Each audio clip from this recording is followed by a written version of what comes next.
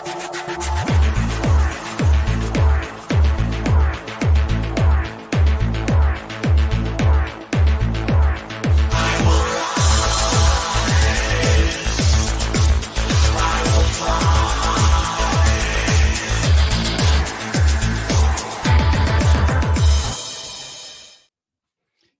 welcome to the Sharp Way Show. So happy to see you. I know I've been gone for about a week. I was off for a bit, but I am now back. It is 7 p.m. now, a little bit after on the East Coast, and I'm here talking about something that I know is near and dear to many of you, and that is the idea of how in the world are we able to actually help people who have been traditionally marginalized. We hear it all the time about how we're going to do this and create this program and that program and the other program.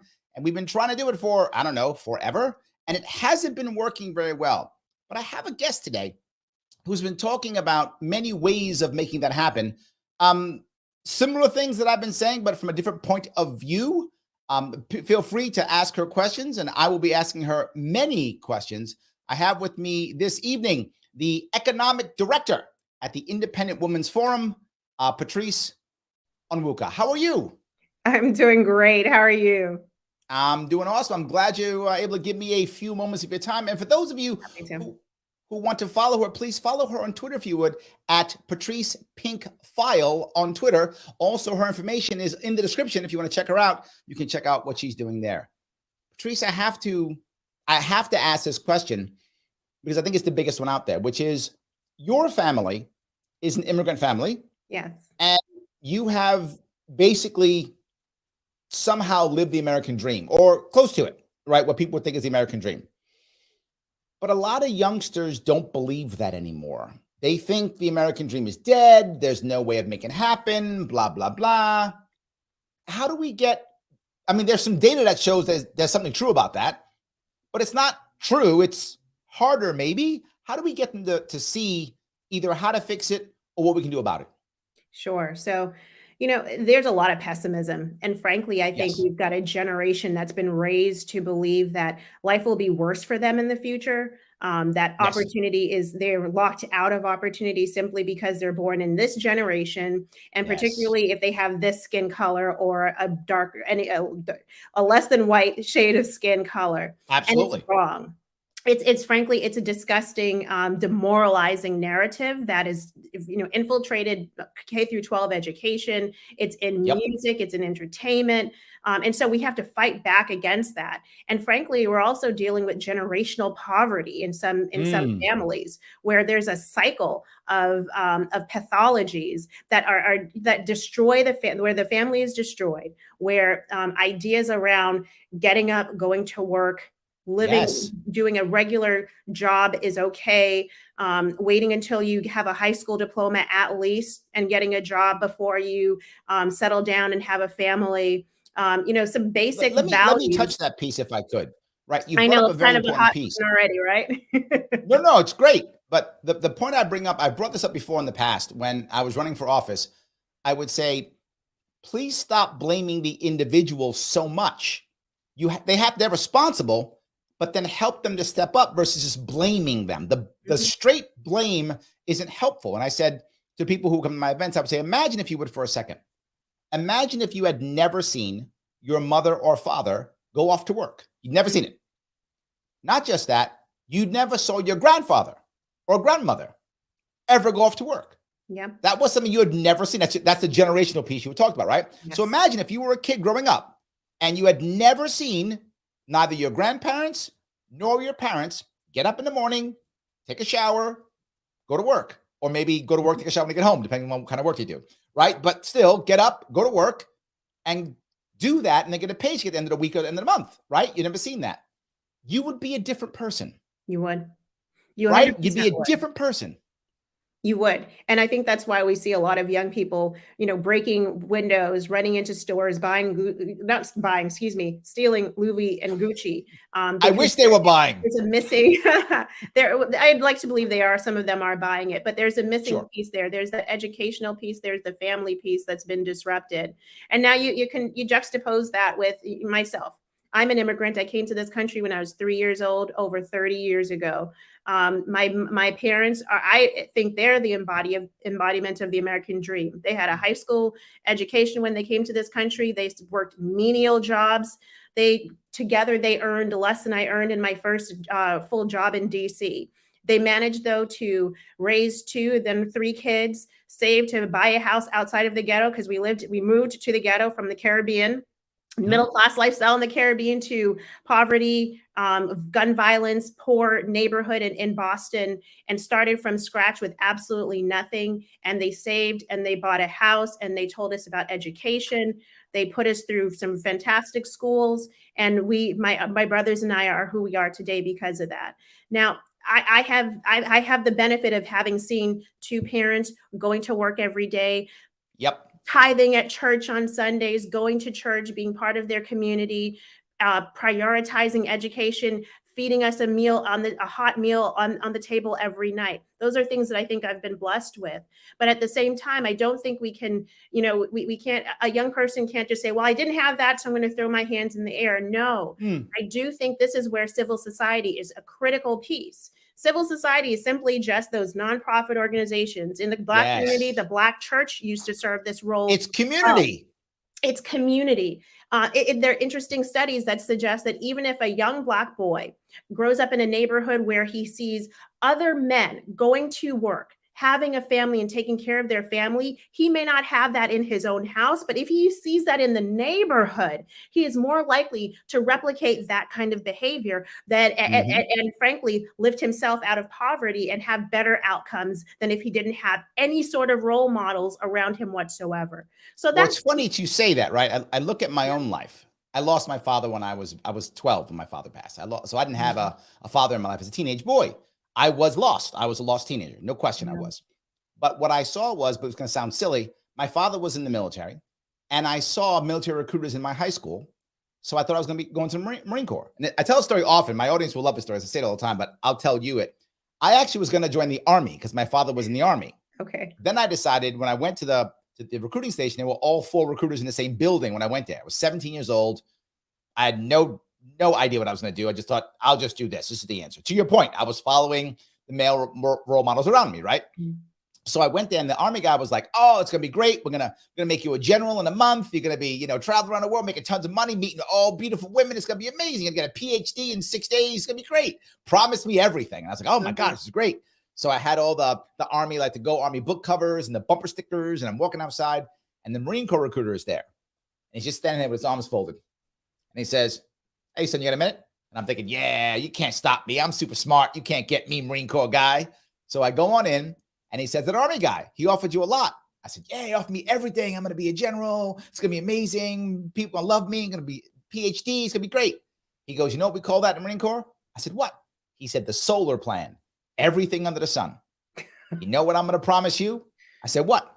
He said, 4 hard years. Son, are you ready? And I went, yes. And I signed up. Wow. Because now then I didn't know why. But to your point, I look back now with hindsight and say, I was looking for positive male role models. Yes. I was looking for men to say, hey, young man, are you ready to be a man? I will show you. Are you ready to be a man or not? And I was like, yes, I'm ready. Somebody show me. And I went there, and that's what I did it. And that's, I guess, your point. These men weren't my father, but they were positive male role models that I was yearning to follow. And sadly, to your point, if the only male role models I see are gangbangers, I will join a gang.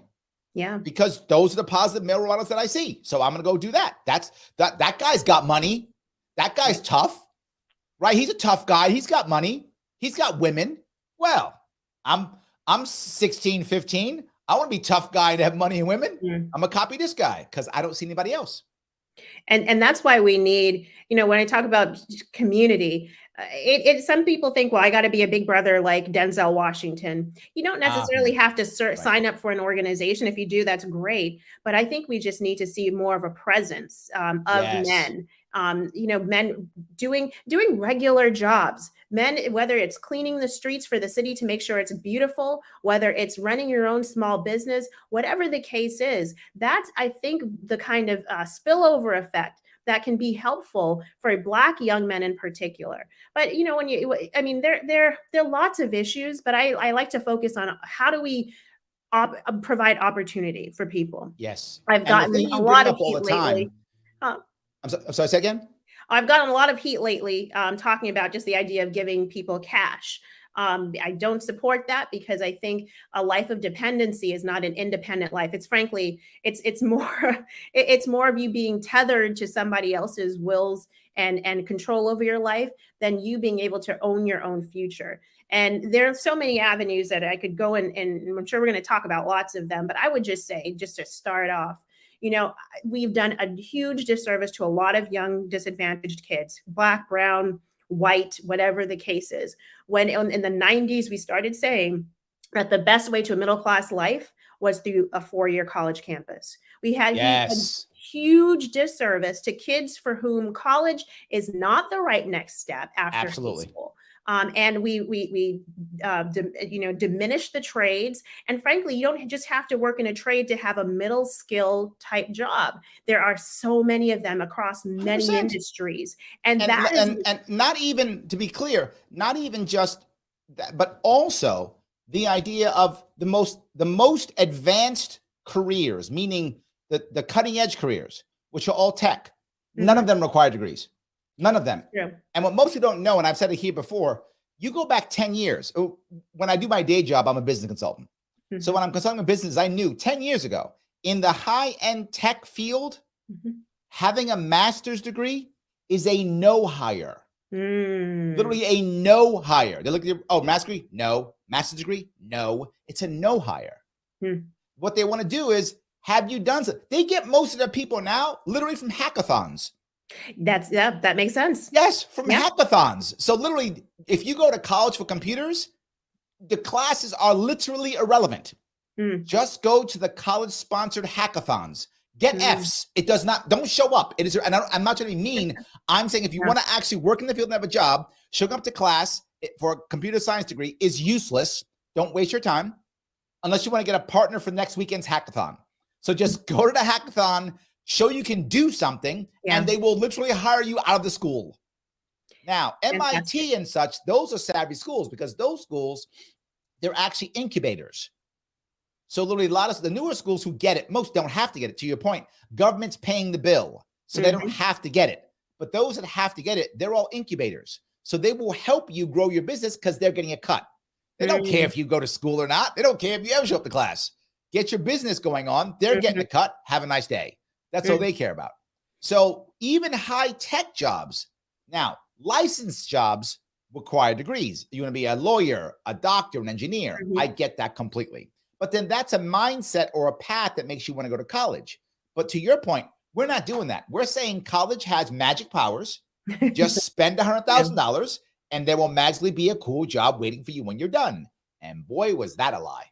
It was like a bunch of magic beans. And you throw them in the ground and they did not sprout. There was no Jack. Jack is still looking for the beanstalk to climb up. And so imagine if you're a kid who doesn't have any opportunity, you've grown up without seeing, good examples of how you can climb out of where you're coming from. And then someone tells you, you need to go to a 4-year college. And you already know that either you can't afford it or you're just not that kind of student. And so it's demoralizing and not surprising. Not ready for it. They're not, and you're not ready for it. You probably have to do remedial classes. So I think this is where, and I've seen some fantastic programs that say, you know what, we're going to teach you, we're going to come into your community, teach you the skills to get this type of job in this company. We give you an internship, you get the hands-on experience. If you need to take advanced courses, we can help pay for that. Then you get a job, but you're also getting some of the soft skills that a lot of kids, I saw my parents, I gleaned from my parents, like working hard, showing up on time, punctuality, all of which are not white supremacy, by the way, but are just common practices that help organizations run. I think I like this story. I when I was going around, I would tell people these stories about how difficult it is, to hire people, right? And then most people just hire someone with a work ethic. They want work ethic no matter what. Work ethic. Rest. And one guy told me this. He said, Larry, you don't understand. Let me tell you what my hiring practices are. I said, what? He goes, I tell them the interview's at 8. I open the door at 7:45. If they're there, they're hired. Done. That's his hiring process. I open the door at 7:45. He's there, hired, done. That's it. There's nothing else. You can show up. And when I told that story in another event, somebody said, "Oh my God, Larry, it's so true." He said, this is a guy who happened to be recruiting. He said, I had 12 appointments last week. 6 were no-shows, 4 were late. So out of 12 appointments for a job, for interviews, 2 showed up on time. So your point, I guess I'm just reinforcing your point, because you're exactly right. The soft skills matter. The soft skills matter, but kids have to learn those. And so there's, whether it's community coming around and helping a child. And I love to look at historically how Black churches used to be the center of a lot of this. And unfortunately, I think they've gotten into lots of other different mission areas, mission creep. Well, no, they've also been regulated out of childcare. Very true. Right. And will be priced out because of government subsidies in the future if there's an entitlement program. But the church is not, it could be a stronger force there. Just generally, organizations that are dedicated to doing this can help that young person see, oh, I can actually be like this guy who has a nice life.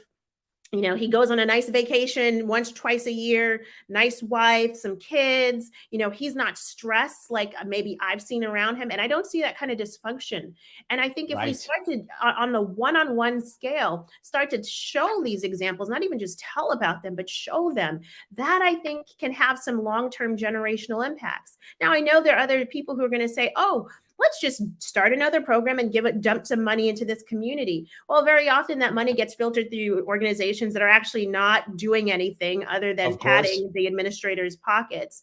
But their only interest is kind of making sure that they stay in business, which is to get more grants and all of that. And they're actually not doing the work of helping. But then government also has a role in ensuring that if there are laws or regulatory requirements that just don't make sense and become a barrier to a young person, an immigrant, a woman, a military spouse, whatever the case is, trying to get to their American dream, then we got to knock those down. And I think that's a role I love to talk about that in lots of different ways.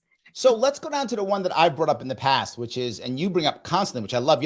You're one of the only other people who brings this up, occupational licensing.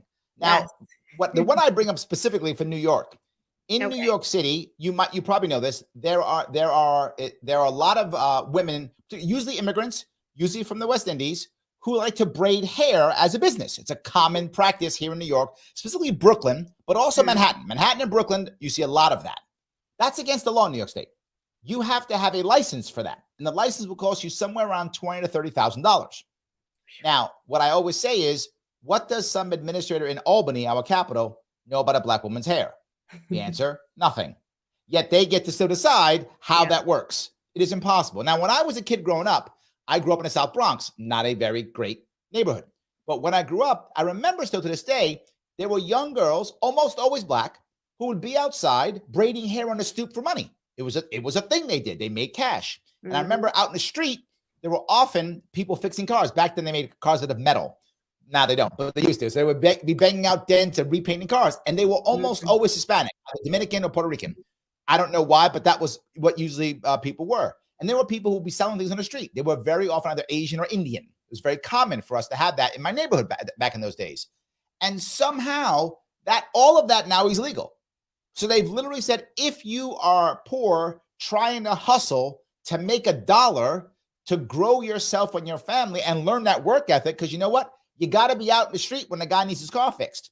You got to be in the stoop when a girl needs her hair braided. So you begin to learn that stuff, and then pricing and the whole deal. The state, in my state, I don't know how your state is, but in my state has come in and devastated poor communities. Oh, yeah, that's a great example. Nails, nail technicians, eyelashes, eyebrow threaders. I can go on. You probably name every part of the body where there's someone who has a skill. It's not learned necessarily in a book. It's a skill. And sometimes in the case of hair braiders, it's cultural. It's passed down from generation to generation. And what happens, these occupational licenses simply are just the government saying, hey, you can practice this skill. You've demonstrated some proficiency in it.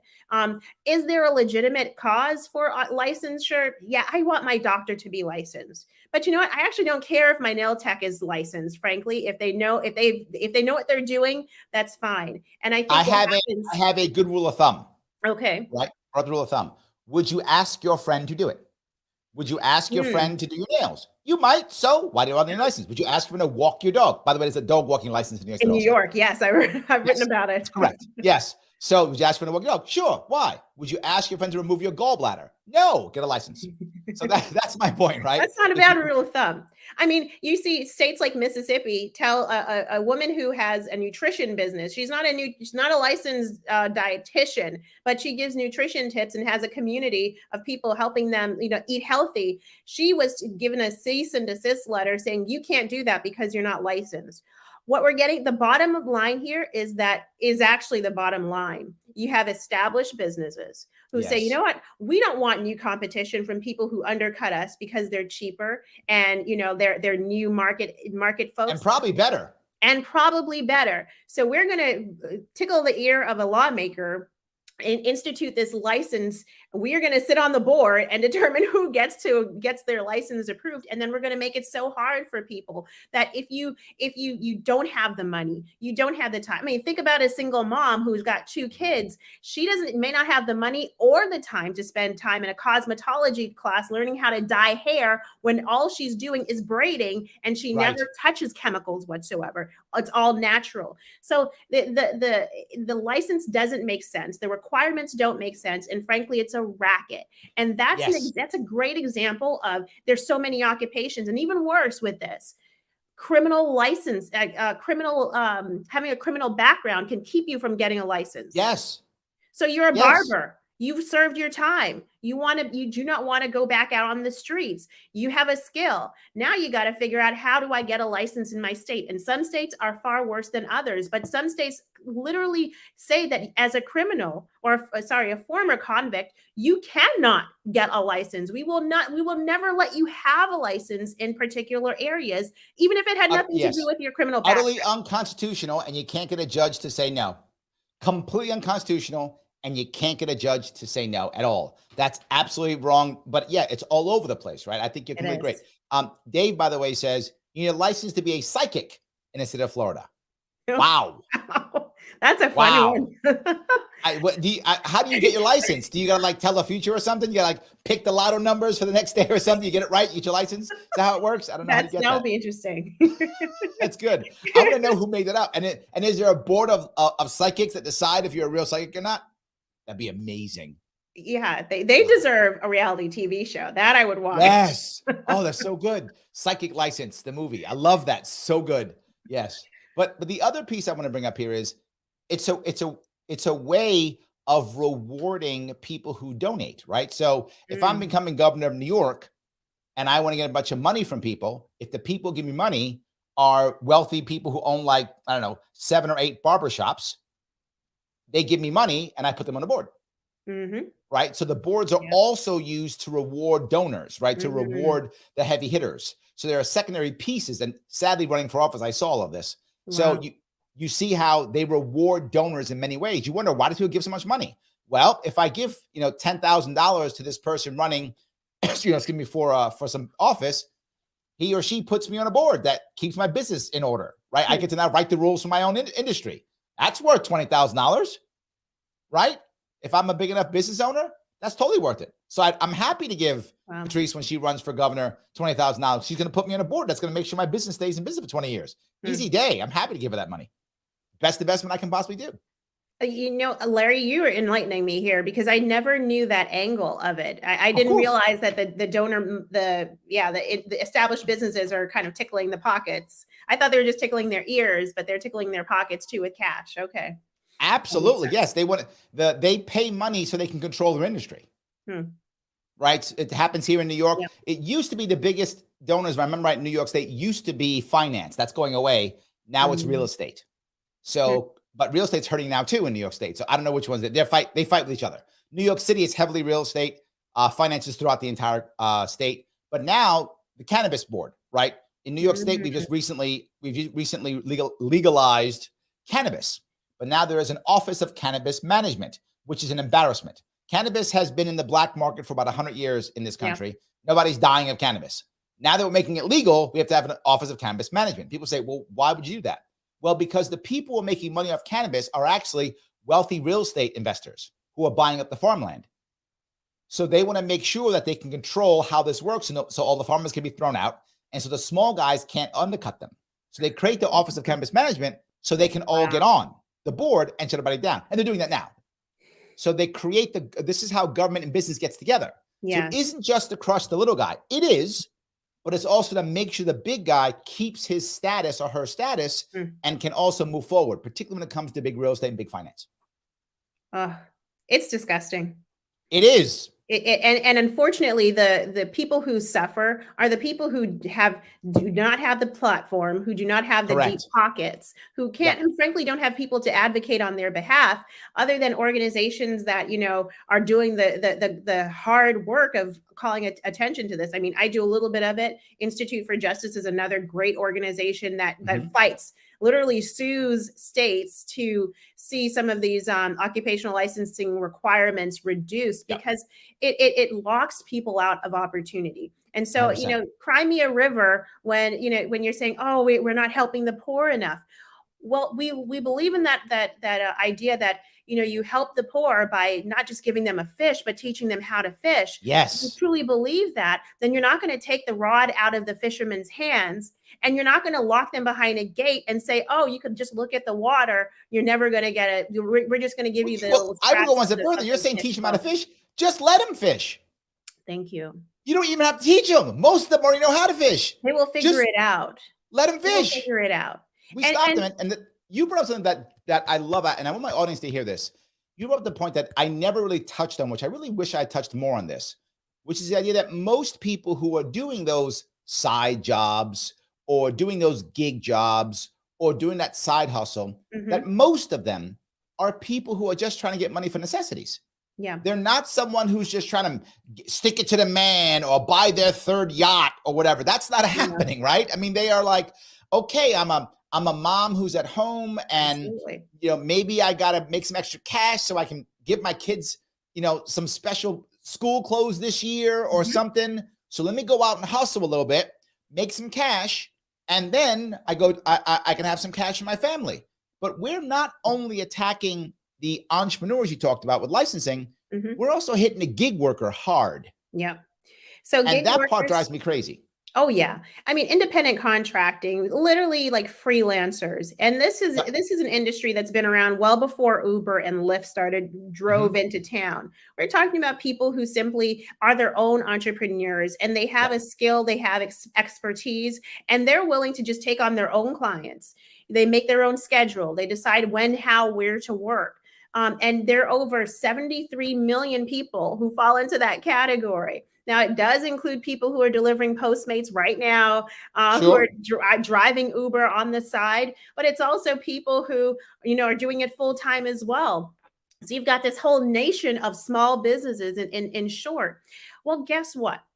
They can't be unionized. And right now there's this massive union push, this idea that every private sector worker needs to be unionized, even if you don't want to be. And these 73 million people cannot be unionized by federal law. So now there's this idea, well, why don't we just reclassify them as employees of the companies rather than there'll be an Uber driver is an employee of Uber, not just an independent contractor. Well, that has massive ramifications. Yes, it does. The greatest of which is you lose your livelihoods. You lose your contracts. You lose your ability to have a flexible schedule and to work around your own unique circumstances. Yes. Let me touch a couple of things on that one. One is I grew up in the 70s, so you know how old I am. I grew up in the 70s in the South Bronx, and there wasn't an Uber. But you know what we had? We actually had gypsy cabs.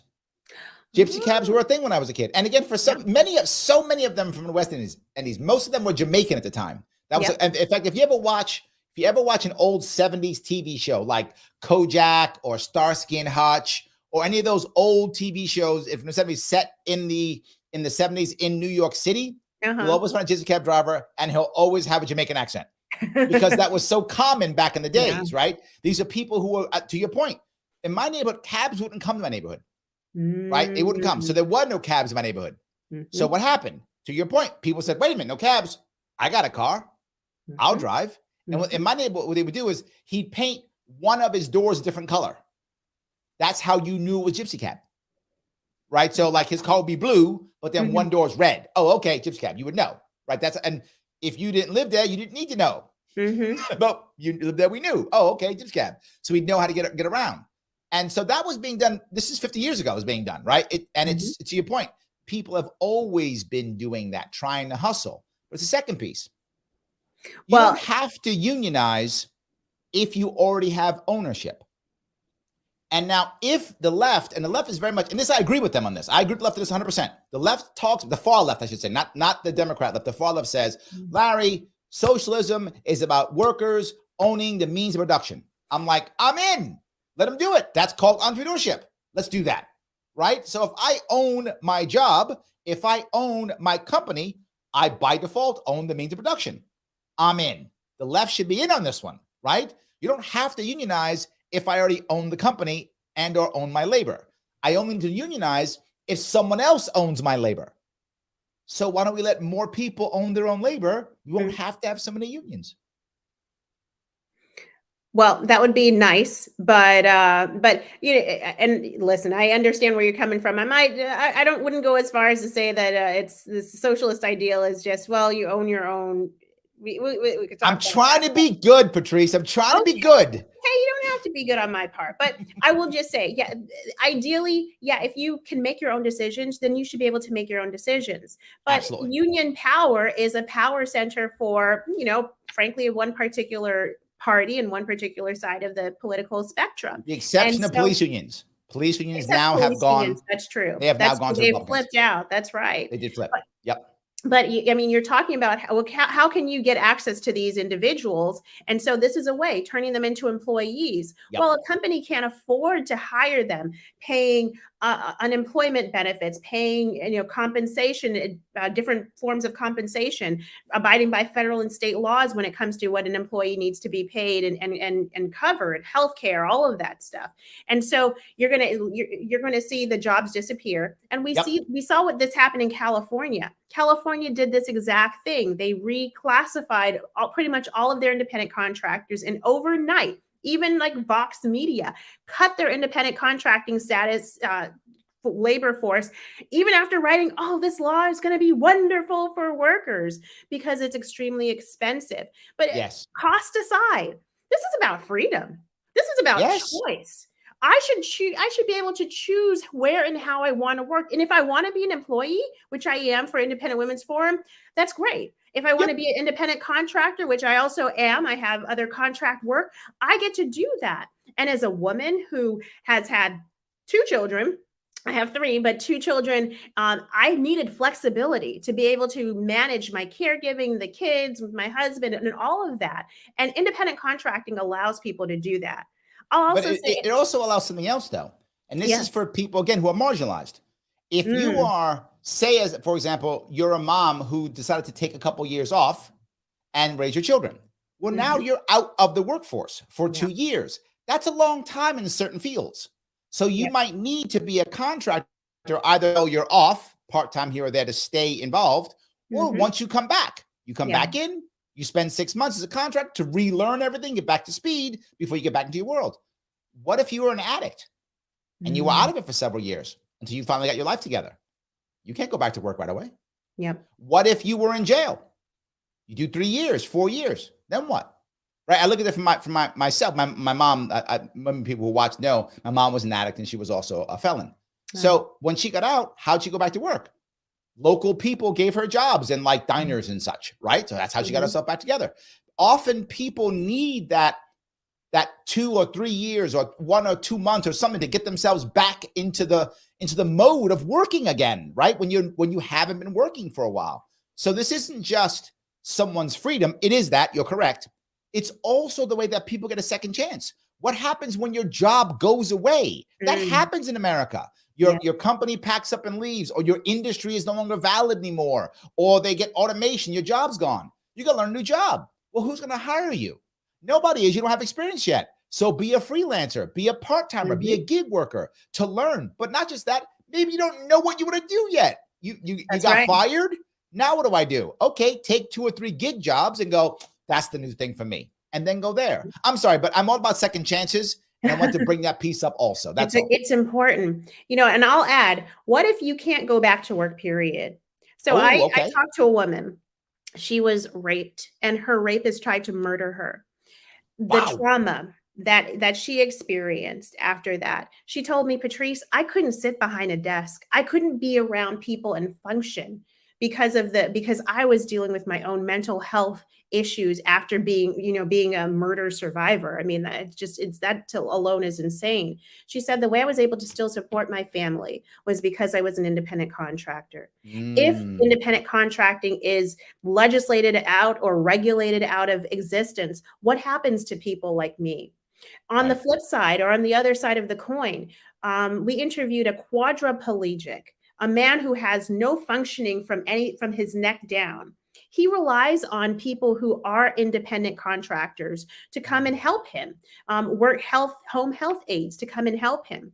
Well, what happens when they can't do because of independent contracting restrictions, they can't be there to serve him? So you have people who are losing opportunities, people who need it, whether they have health conditions or family constraints or whatever the situation is. And then the people who they're serving clients to, they also are losing out. We saw what happened in California.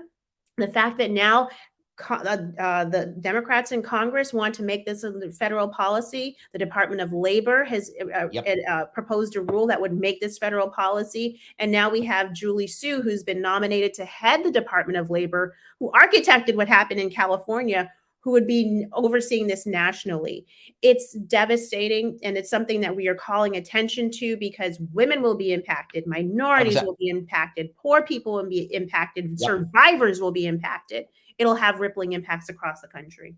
And people just aren't seeing it. Let me do a little bit of a housekeeping if I could. Guys, if you're watching or listening to this and you have not clicked that like button yet, what is wrong with you? This is amazing conversation. Click that like button, do it now. If you haven't done it yet, do it now. Please, it does matter tremendously. It's how I get past those algorithms. I have to get past them because I don't like what we talk about here on YouTube and other places like that. So help me out with a like if you would. If you happen to be watching this on YouTube, you can super chat me if you want to get your comments at the front. That's awesome. You can do that. That'd be great. If you are watching this on Twitter, do me a favor, retweet this right now. Right now, click retweet so other people can see it and they can talk about what we're talking about and have the cool conversations. Speaking of conversations, I need you to support my sponsor too. The sponsor for the show is the advocates.org, the Advocates for Self-Government. There are many surveys on the advocates.org. Please go take one of my, I just put one up in the description. It's the one on identity politics. Perfect timing. Take that survey if you like. Take the survey and then share it. It takes about 4 to 5 minutes to take the survey. I know it's some time, but it's free. It costs you nothing. So just do it, share it so that we can have more conversations about that. It does matter. They are my sponsors. If you do that, they like it. I like it. Everybody's happy and it's free. It's awesome. But do me one more favor if you would.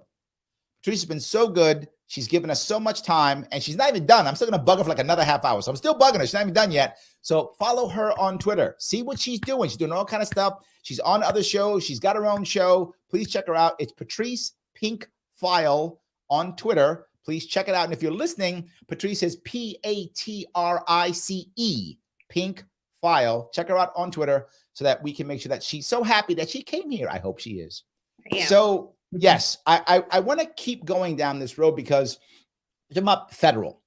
Recently with the American Rescue Plan, which was supposed to help us out so much, that help out also decided that they're going to come after us with 80,000 new IRS agents and new rules on if $600 or more on Venmo or something. And all of a sudden now you got to report this stuff. And this is going to go after the billionaires. You know, billionaires are notorious for $600 transactions on Venmo. We know they do that all the time. That's what billionaires always do. Clearly, I'm being facetious, but this is just another, I want to be polite. I'm not going to. It's a lie. It's another lie to punish people. And what this does is it is a gift to the unions. What I mean by that is, as you pull people off of being able to help themselves, they will search for government jobs and government contracts. It is normal. It's what happens. In New York State, we're up to something like 1 in 6 people somehow works for the government. Wow. Maybe up to 1 in 5, even if you count all the contracts. So the government becomes, if you look at states like California, Illinois, and New York, the only growth we have is through government spending. Literally, there's no other economic growth. None. It's only through government spending. But that is the goal, because government spending means government public sector unions. Those unions have so much money, they give that money right back to candidates. So again, this is about the cash. It's all about candidates getting money. This is what all of this is about, candidates getting money. You would think about it's about politics. Most of the people who are running for office have no ideology. They just follow the ideology of the party they're in, and they're in that party because that's the party that gets elected. In fact, if New York became Republican tomorrow, half people would just turn Republican. Because that's what would get them elected. They don't really have an ideology. They have I want power and money, and I want to be in charge. And what party is that? I'm that party. That's what most of them are. So this is a gift to the unions because more people become unionized. New York State is the most unionized state in the entire country, followed by, I think, California, then Illinois, not mistaken. And that's where all these things come from, because they're all gifts to unions. Non-heavily unionized states would not even think about this. Why? There's no gift to unions. So this is all about a gift to unions. So when this happens, more people will do it. And I'm not mad at the people. If I'm someone in some area and I can't get ahead because the government's always beating me up, but the local school system's hiring, I'm going to get a job at the school system, right? The local prison's hiring. I'm going to go be a measure in the prison. I'm going to go be a prison guard, right? Because that's the job that I can get because no one else will hire me and there's no other jobs around here.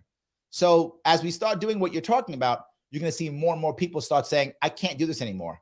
I give up. I'm either going to pack up and leave, which you're seeing happening in Illinois, California, and New York, all those 3 states. People are packing up and leaving because they just can't do it, or they're getting government jobs. And and obviously then that locks them into being, it makes them feel more hard. It makes them feel like they cannot criticize the government, or can't say that the government needs to be reduced, or can't say that government spending needs to be brought under control, because in some way or shape or form, they're benefiting from that. Absolutely. And no one should feel that way. Absolutely. And that's why you always want more private sector growth, but you're not finding that in those 3 states. You're finding government growth. That's a big deal. So and government crowds out. Government crowds out. Whether you're talking about in the private sector, particularly charitable giving, government crowds out the churches, the small nonprofits, the organizations that they're closest to the problem. They understand the people who are being more affected most, and are probably best at coming up with agile, quick, impactful solutions. They get crowded out in place of a government bureaucrat, giving out, being gatekeeper to government funding. And unfortunately, the problems never seem to get solved. They seem to just continue generation after generation. Well, because what government does well is not fix, it is serve. Government doesn't help, government serves. So now people, the example I give often, right? Nonprofit versus a government agency. Government agency. I go to my boss, hey, I serviced 200 people this week. He goes, great, Larry, you're awesome. Great. Next week, I served 210. Larry, you're the best. You're awesome. Great. Next week, I served 250. Awesome. It's 250 people. That's awesome. We can maybe get a raise. Maybe get another person in here. Blah, blah, blah. This is great. Awesome. And then someone comes by and say, well, this week, I only served 175. What happened? Well, the system worked. We don't need right? It worked. So they don't have to come back. Larry, what are you doing? I can't give you that raise now. We can get more people. You better find, what are you doing? So what happens now is I'm encouraged to do 1 or 2 things, not help or cheat, right? So what I do is, since now those other people didn't qualify anymore because they were all good, they were better, I now take anybody. Yes. So now I break the rules.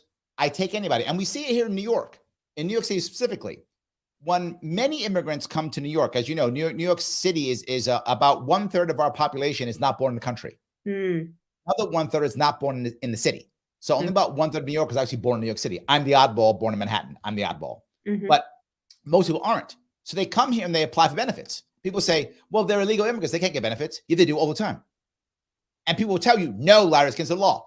You're wrong. I literally see it all the time. How? They break the rules to keep servicing people. Yep. So when someone is not qualified, they go, I'm going to get in trouble if I don't have enough bodies. So you say yes to everybody. They will say yes to everybody. They just go yes. It happens in federal programs too. I mean, when you look at the TANF program, the food stamps program, we've seen it explode during the pandemic. There may have been a good reason at the beginning of the pandemic when government shut down businesses and shut down employers. But as the economy came back and people are able to work, we didn't see people roll off of the welfare rolls the way they should have. You know, I'm not one of these. But Patrice, they were working. Yes, they just kept taking the money. Exactly. So their income had not changed or had increased, but they're still qualifying in some way for the benefits. Now, I am not opposed to our social safety net program. I think that there's a reason for it. If someone 100%. Falls on hard times, they need help. I'm okay with the government being there to provide a springboard, not a lifestyle, but a springboard to say, hey, here's some wraparound services to get you back on your feet, and then you can go. It's not meant to be a lifestyle, but unfortunately, if you talk about let's reform our entitlement, let's reform our social safety net programs like food stamps, like TANF programs, then you're evil. When really the goal should not be to keep people there indefinitely. The goal should be to ensure that they can be independent and leave room for people who really need it. There are people who cannot work. There are adults who are just not capable. Let that be for them, but not for everybody who just feels like, well, they're working, but they're saying, well, I mean, the system gives it to me. Why should I turn it down? And there's a couple things behind that. Number one, I want to go back to your first part about government crowding out. I always say that whenever you add government, you by default remove community. Yes. It's just by default. Yes. You can't have both, right? As you this, and sadly, it is the way government works, is it makes it a zero-sum game, right? Government should not work that way, but it does. It makes it a zero-sum game that it goes push or pull, more government, less community. It goes back and forth that way. It's terrible, but it still is true.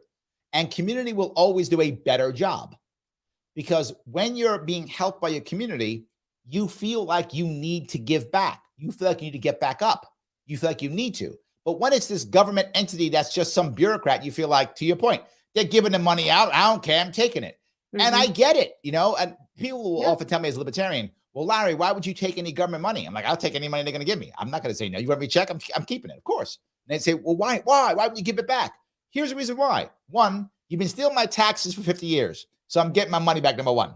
But even just theoretically, if I honestly believed, and I don't, but if I honestly believed that I'd give my money back, they would then refund it to the people, I would do it. I swear I would. I'd be like, you know what? You give it back to, yeah, they're not. They're going to take my money and throw it away on something else. They're going to give it to Ukraine or something. I don't know. They're going to piss my money away one way or the other. So give it to me. They're not giving it back to you. Just give it to me instead. They're not giving it back. So if I at least thought they were giving it back, obviously they're not, but if I believe that, I would. You give them back to, yes, take the money back. You give them back to the people, but they're not. It's going to go in some politician's pocket, or it's going to go overseas somewhere in some war. It's going to bomb somebody or whatever.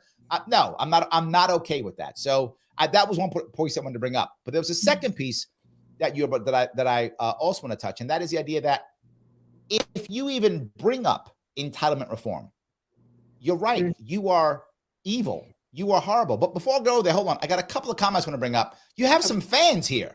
Oh. Jean says, this woman's fantastic. Love her. So you got some fans. Thank you. There we go. Patty says, another brilliant young woman who I'm telling everyone to follow. Great humans seem to be, she means attached to great humans. This old lady loves her. Well, there we go. So Patty calls herself an old lady and she loves you. So you got some fans here. I just want to let you see those real fast. Appreciate that.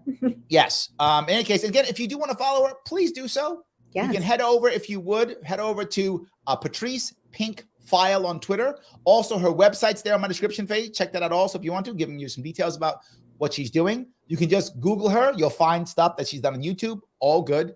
While you're doing that, if you happen to be on Twitter, do me a favor, retweet this now. I would appreciate it. and do click that like button. It is important. So I guess if I can keep going down to one piece you brought up, which is I do want entitlement reform. But how do you reform entitlements when they are so just, there's such a mishmash, everything, massive bureaucracy, big problems. You know, I was at one point completely against any form of UBI at all. I think I'm changing my mind a bit if we could at least get rid of everything else, which we can't right now. But I mean, in theory, at least, maybe a negative income tax or something, if we could dump everything else, meaning end all the bureaucracy. And this is what Milton Friedman talked about when he talked about the idea, right? He was like, if you end everything else, there's nothing else. It's just take a check and be quiet. I'm moving towards that because I can't see, I guess I'm beginning to feel so frustrated. I can't see a way of fixing anything without something like this. Tell me if I'm wrong, Patrice. I'm happy to be wrong here. So in theory, you're right. In practice, it's never going to happen. The idea with universal basic income, this idea that we could eliminate all of the other social safety net programs and just have one check, I guess maybe a sliding scale, I don't know, something like that. I think a lot of libertarians would agree. I'm still not of the mind that, you know, giving people free money would not disincentivize them from work. That's my other issue. I'm worried about it too. We're seeing some experiments in some different states with this. Certainly, COVID has provided an opportunity to do UBI in a new way. I think a lot of states are still giving folks just a check for the sake of it. But we've also seen the unintended consequence of inflation. And so when people have a lot of extra cash and an opportunity now to spend it, they're going to spend it. And unfortunately, we've seen 40-year high inflation as a result of the American Rescue Plan that President Biden, he wanted to have his signature on a stimmy check, and he got it. And unfortunately, that left us with inflation. We're going to get new numbers out tomorrow. Inflation has come down from 9%, but it's still 6%. And eggs are still 55% higher than they were last year. So, and I eat a lot of eggs, so I'm feeling it. I'm feeling it. I buy a lot of milk for my boys, so I know how much I know how much things cost. And so this idea that we'll just flood households with cash, we have to print it because obviously where's the money coming from? And it's just going to come right from your taxes. So I'm not as inclined to support UBI. Do I think we need entitlement reform? We do. The system is unsustainable. We've got the Social Security trustees telling us that it's getting insolvent, years earlier than we anticipated, probably within the next 20 years. That means there are going to be automatic cuts to people's Social Security if we don't do anything. So at this point, Republicans and Democrats need to get their act together. That's why they're fighting in France right now, right? That's why they're striking in France. And the president said, we don't have a choice. He went out to China. He said, go ahead, burn stuff. Go ahead. We've got no money, which is what I keep telling people. People tell me all the time, they go, New York State, we have a problem with our pensions. Our pension fund's about to go under. Illinois, same thing. California is better off. California still has the tech sector right now that's pumping money into it through taxation. So they still have kind of like the faucet still running in California. Grace. Yeah. It's running. New York used to have finance doing that for them, but finance has been leaving New York for the past 20 years, right? It's been going to Miami and Austin. So we're losing finance. In fact, people don't know this. On Wall Street, there's only one bank on Wall Street now. All the rest are gone. It's just Deutsche Bank, and they own the building, so they stay there. But otherwise, everyone else is already gone. So we're losing that. Right? So New York's in trouble. And people would say, but Larry, it's in the Constitution of New York State, so you have to pay us. When there's no money, you don't get paid. It can be written down any way you want. When there's no money, there's no money. And New York State can't just print it. So even worse for the people here in New York State. But to your point, Pete puts up this national debt almost every show. To your point, let me read it real fast. 31 trillion, 458 billion, 324 million, 224,000, $63.06. And since he put it, it's even higher. Anyway, my point being, we're going to start running out of money here. Yeah. And the guy in France, Macron, he raised the age and literally left the country. He just said, that's it. I'm not joking. He literally did. He did it and left the country. He went to go cozy up with Chinese President Xi. because he knew he needs some cash. So he went to Papa Sheehan's, hopefully maybe he can write him a check. And so he went over there and he let his people burn because he's like, I can't, there's no money. You just burn stuff then. Here's the challenge. Here's the thing. Here's the opportunity. There are ways that we could make some reforms that would start to make some marginal cuts. I think you could raise the retirement age. There's some different policies that I've seen floated in. And if you go to IWF, we've kind of written about some of these. But here's another idea. Instead of looking at Social Security as a retirement plan, it doesn't function that way. Why not give people accounts where they start to save their own money over time for their retirement, whatever that looks like, and start to transition younger generations off of Social Security and onto a different plan. Now, I don't know, I haven't run the numbers on something like this, but make this kind of account flexible enough that if you want to use it even while you're working, but you're a single mom and want to take time off from work to have a baby and you want to fund that, maybe you have to take time and you're not going to get paid for 2 months off, that account can pay for that. There's got to be some innovation, but we can't just say, well, all hands off. Republicans and Democrats, we're not touching it in any sort of negotiations. Republicans, I think, are saying that right now. I understand strategically, older voters don't want to hear about cuts, but I said 20 years. I think it's less than 10 years where we will start to see some automatic cuts come into play if we don't do something about entitlements. And it can't just be tinkering at the corners, a $500 billion here, when we are racking it up, through government spending ideas that are ideological and are really not helping. So let me walk down that road, ideological, because there are real problems, right? And that's true. We can see it. But people are focusing on things that, while important, I don't want to say they're not important, the level of importance is way higher. This idea of ESG, DEI, do I think these are important? Sure. If you care about them, you should care about them. I want you to be free to care about what you want. We're putting this at the top, like that's the number one thing over everything else. It seems crazy to me. And I remember I've done training in this, right? I've done training. And the trainings that I've done, I used to train actually New York City agencies. The DEI that's being done now, I don't want to train. Like, it's not what I train, right? And we've gone backwards. And if any of you are old enough to remember this, back in the 80s and 90s, diversity training, what it was called, diversity training, was terrible. It was literally reinforcing stereotypes. Guys would say things like this. I'm not joking. You guys gonna be mad, but they would say things like this. Look, if your workforce is Asian, they may like tea instead of coffee. That was training you got in the 80s and 90s. Embarrassingly bad, right? Things like that. It reinforced stereotypes. But then around the 2000s, it began to change. That's when I got involved in it, which it went away from that and went more towards emotional intelligence. It was the idea of not needing to know everybody's race, creed, color, or background, but instead understanding that people are different and having your mind open to it, right? The idea of there was a big thing with the Myers-Briggs tests, right? A lot of those. And the goal of that was to show you, look, not everyone thinks like you do, right? Different thought, diversity of concepts. That was the goal. And it was actually pretty good. I enjoyed most of it. I did a lot of that kind of training. It was good. Since maybe, 2015-ish or so in that area, reversed. It's gone exactly back to race-based, stereotype, impact versus intent no longer matters. I literally would teach people difference between impact and intent. Have a conversation, figure this out to make change. That's good emotional intelligence. That's good communication skills. Right now, no, the intent is irrelevant. All that matters is perceived impact. Yep. It's destroying our social structure, but we keep doing it. I'm sorry, I went a bit of a rant because this is my field. I apologize. Well, you set this up so beautifully, because what I think we want is what we call true diversity.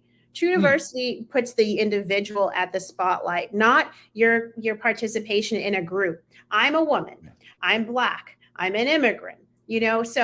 But those don't define me. What defines me is more about my thoughts. I'm Yes. conservative. I lean very right on a lot of issues. I also have grown up in the ghetto. I've gone to near Ivy League schools. I mean, I have a lot of different things that I bring to the table, and boiling me down just to my participation as a woman or as a Black person, it's insulting. But unfortunately, and I've been sitting in some of these bias trainings now, they're called today, they do the opposite. They only focus on classes, and they pit classes against each other. We can Yes. thank Ibram Kendi and some of these newer age philosophers. Philosophers Yes. to thank Yes. for coming up with these ideas around That the guy, racial Ibram structure, the X. Kendi, that victimization guy. hierarchy. Ibram X. Kendi, that guy, you mean? Yes, X Kendi. Yes, That guy's terrible. He's put to the critical race theory. He's pretty much said, okay, there's a hierarchy of victimization, and the higher up you are on that hierarchy, the more say you have, and the more society needs to redress all of the ills that have been done to you, whether or not anything has ever been done to you. And it bears out in the corporate setting with these kinds of trainings that pit people against one another. Yeah. That says, because you're white, you need to apologize to me for something that you've never done.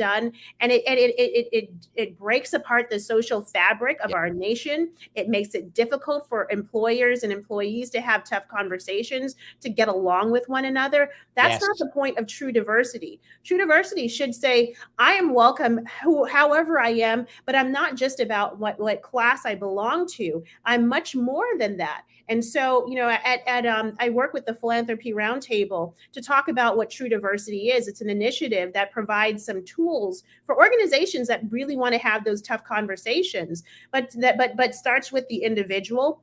Yes. And then goes to the mission of the organization. You hire people not based on a check the box, not skin color or gender, or God forbid, sexual orientation. I shouldn't have to tell you who I sleep with every night so that you could check the box that you've hit some diversity quota. No, right. You bring the right people on the bus, get them in the right seats to advance the mission. And in the charitable sector, it's so important. You also encourage people to lie.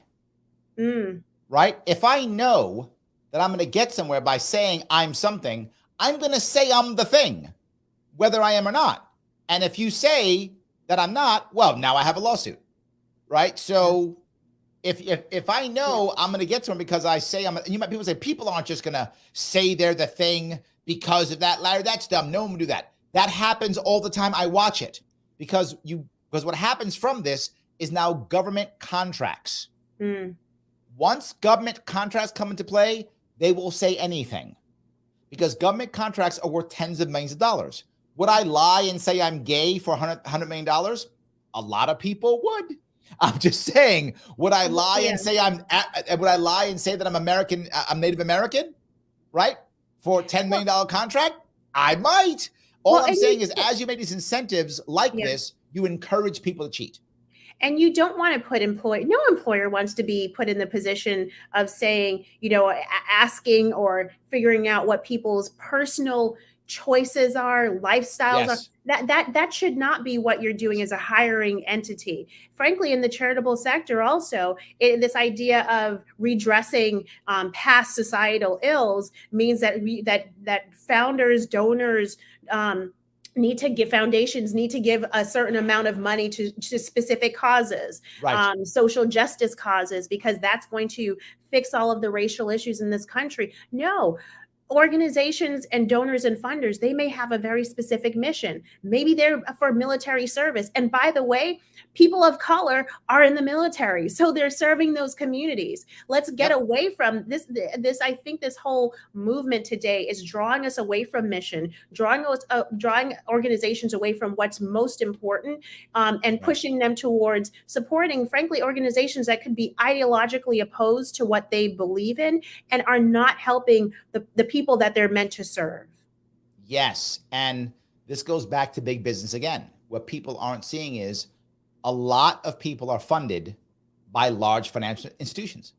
And when large financial institutions say, so company so-and-so, You want for us to give you money. You want us to loan you this or loan you that, or, be very happy when you decide to go public, or when you have a secondary offering, or when you decide to, or be the people who are going to help you when it comes to buying back your stock. Well, we have a thing called ESG, and your score is a little low. So you better raise your score, or otherwise, we're not going to do X, Y, and Z. Mm-hmm. And people will often say, these stupid companies, they're going woke. They're going woke because it's to their financial benefit. That's the issue. Their financial benefit is what matters. So ESG is about big finance making that happen. Let me grab a comment if I can here. Okay. Sam says, I have more in common with Patrice than I do with Prince Harry. Life is more than genitals and skin color. He's not wrong. He's not wrong. Don't get me started on Prince Harry and his wife. That's a whole other tangent I go off on the radio show on a regular basis. So tell my audience about your show, if you would real fast. Oh, yes. So WMAL 105.9 if you're in the Washington, D.C. area, but WMAL.com, you can listen. It's called Larry O'Connor and Company. I'm company on Friday mornings. My colleague, Julie Gunlock, is also there. And then we have another, fill-in guest from time to time. But we interview politicians, policymakers, members of Congress. We interview, thought leaders, people who are everything from counter-terrorism to pop culture. We cover all of those. And it's a morning drive time show from 5 to 9 a.m. So I'm on every Friday. It's Friday, 5 to 9 a.m. and it's smart talk. You will learn something that you didn't know before. And by the way, here's who listens. Nancy Pelosi would listen to our show going in because she wants to hear how the other side is talking about different issues. So whatever is going on in the news, we are covering, and we're bringing some smart analysis to the conversation. I love that. Guys, if you enjoy this show, click that like button if you haven't already. If you are watching this on Twitter, please retweet it. It's the way people are going to see this. It's the most important piece. And also, of course, please support my sponsors. I say every time, but please do it. Go over to theadvocates.org. There's a link right in the description. Take one of the surveys and then share your results so that people can do it. It makes them happy. It makes me happy. It's free and it supports the show. But finally, please support Patrice. Check her out over on Twitter, Patrice Pink File on Twitter. So show her some love. She showed you some, so show her a little love too. Patrice, thank you so much for coming on. I appreciate the time you gave us. Thank you so much. I've loved being on. I hope I can come back sometime soon. There we go. I love it. Guys, everybody, thank you so much for today. I will see you all